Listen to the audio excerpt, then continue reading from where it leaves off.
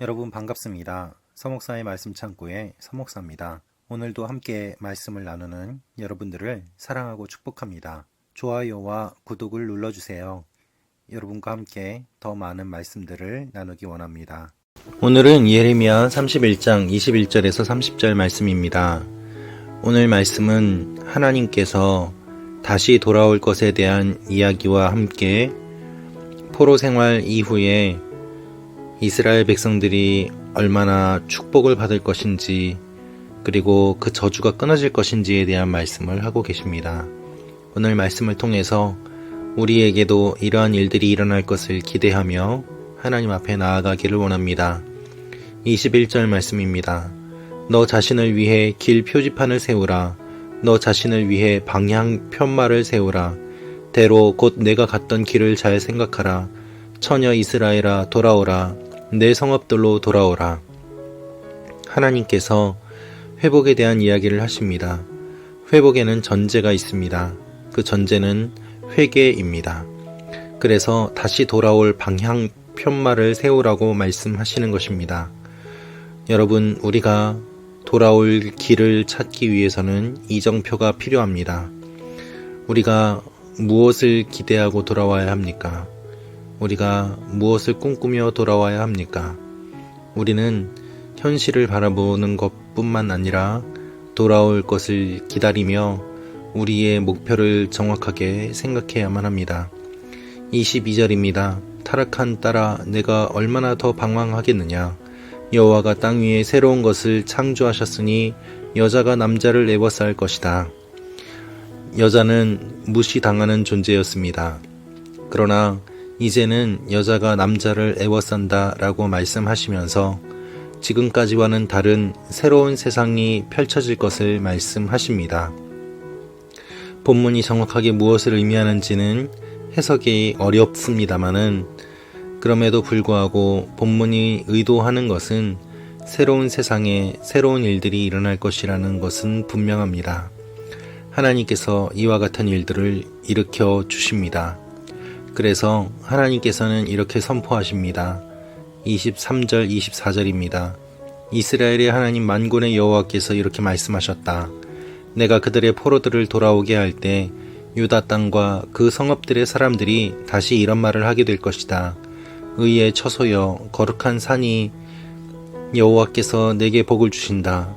유다와 그의 모든 성읍들의 농부들과 양떼를 몰고 다니는 사람들이 다 함께 살 것이다. 하나님께서 회복시켜 주실 것이라는 말씀을 분명하게 하고 계십니다. 여러분, 이것이 꿈입니까? 예레미야는 꿈이라고 말합니다.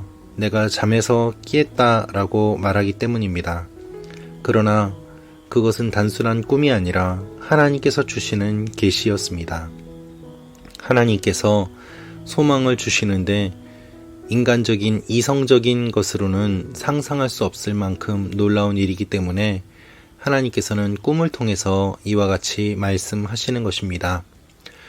여러분, 최근에 뇌과학자들의 연구에 따르면 하나님을 어떻게 이해하는가에 따라서 우리의 뇌 구조가 달라진다고 합니다. 하나님께서 어떤 분이신지 바르게 아는 것이 우리가 하나님을 믿는 것에 매우 중요한 역할을 끼치고 또한 우리의 뇌가 반응하기 위해서 변화된다는 것을 과학적으로도 설명하고 있습니다. 부정적인 하나님의 이미지가 가득하면 우리의 뇌 가운데 하나님을 받아들이지 못하는 일들이 일어나게 되고 신경이 망가진다고 합니다. 그러나 하나님의 사랑을 경험하고 하나님 안에서 소망을 품으면 우리의 뇌 부분이 활성화되는 부분이 생기면서 우리의 뇌 구조가 변하게 되고 또한 하나님께서 하시는 일들을 더 잘 보고 받아들일 수 있다는 이야기들이 나오고 있습니다. 하나님께서는 진리 위에 우리를 구원하시고 변화시킨다는 약속을 하고 계십니다.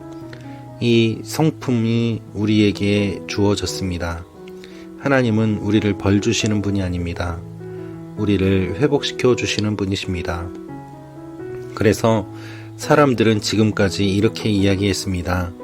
아버지가 신포도를 먹었으니 그 자식들의 이가 시다 라고 말입니다.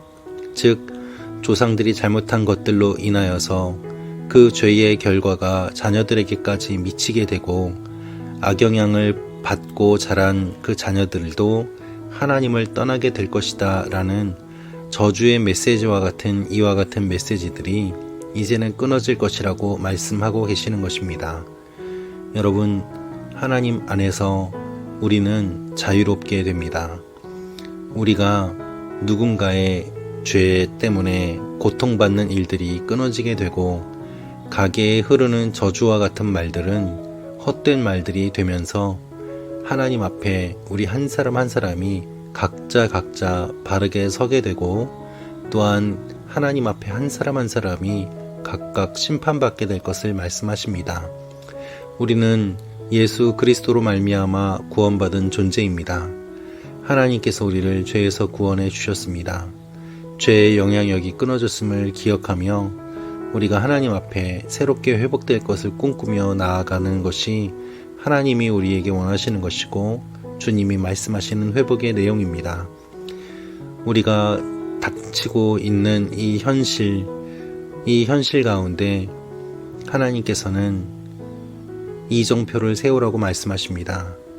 여러분, 어렵고 힘든 상황이 계속되면 우리가 나중에 어떻게 회복되어야 될지, 어떠한 모습으로 회복되어야 될지에 대한 기준과 꿈마저 다 잃어버리게 됩니다. 하나님 앞에 우리가 돌아갈 곳을 기억하며 그것을 이정표로 세우고 다시 한번 회개하며 돌아감으로 회복되는 일들이 일어나기를 주님이 원하십니다. 이러한 일들이 일어나기를 기도하며 축원합니다. 특별히 오늘은 거룩한 주일입니다. 대면 예배를 드리지 못하는 가운데 우리는 이미 함께 모여 예배드렸던 모습들을 추억으로 남기게 되고 그 모습을 잊어버리고 있지는 않습니까? 하나님 앞에서 우리가 어떠한 모습으로 회복되고 돌아가야 될지 그것들을 잊지 않고 마음에 새기며 다시 한번 하나님 앞에 소망을 품고 꿈꾸며 나아가는 여러분과 제가 되기를 원합니다. 기도하겠습니다. 아버지 하나님, 우리에게 소망을 더하여 주시고 하나님 앞에 꿈꾸며 나아가는 하나님의 사람들이 되게 하여 주옵소서. 주님의 교회들이 주님에 대해서 사랑의 하나님, 소망의 하나님을 선포하게 하시고 코로나 우울증과 주위에 보이는 상황으로 우리의 감정이, 우리의 심령이 억눌리는 것이 아니라 하나님이 주시는 소망으로 뚫고 나아가는 일들이 일어나게 하여 주옵소서. 예수님의 이름으로 기도합니다. 아멘.